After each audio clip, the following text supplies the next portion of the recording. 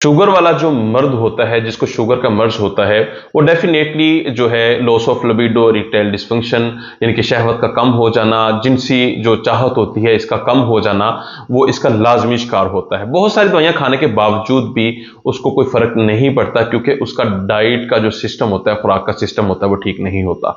तो आप पूरी जिंदगी कोशिश करें कि लाजमी सुबह उठ के 30 मिनट तक वॉक करें।